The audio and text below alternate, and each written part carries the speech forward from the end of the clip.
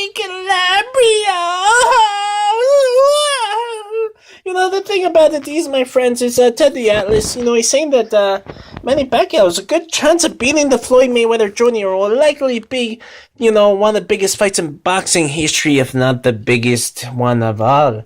Yeah, so, Atlas likes both fighters, but he says that, the fight is in fact 6 years too late, and he sees them as both carrying a heavy burden, basically because people expect it to be a great fight, coming at a hefty cost of $89 to $100 on the pay-per-view, HBO and Showtime. So, if it's not a great fight, he says it's going to be a burden on future fighters. And, he's saying that Manny wasn't the puncher he was years ago. And, he's not as big as he was 2 years ago. You figure it out, I'm not sure why. And then Floyd is more defensive-minded even than he was before. So he says, who knows if it'll be a great fight or not. I think Pacquiao has a good chance of beating the Floyd Mayweather. Now, Pacquiao definitely, he's not the puncher he was in the past, and he's lost his ability to KO guys. And Atlas is kind of at a loss, trying to figure out where the power went.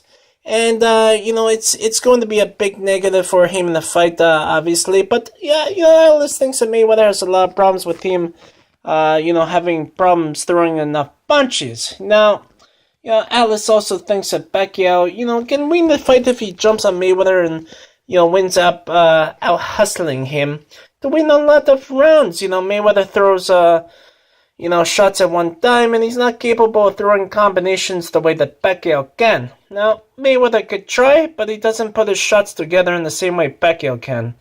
Now, instead, Mayweather throws 1 to 2 shots, and then he looks to get out of the way of his opponents before they fire back with a a hard shot or two.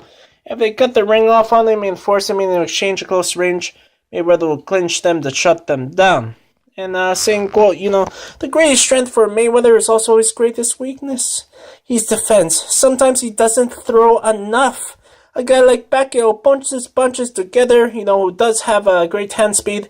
He's got an opportunity to out-hustle him and win rounds in these spots. Yes, so, it's not just about the hand speed, but he's also got the foot speed, to get to the Floyd, when he has to get to him, in fact.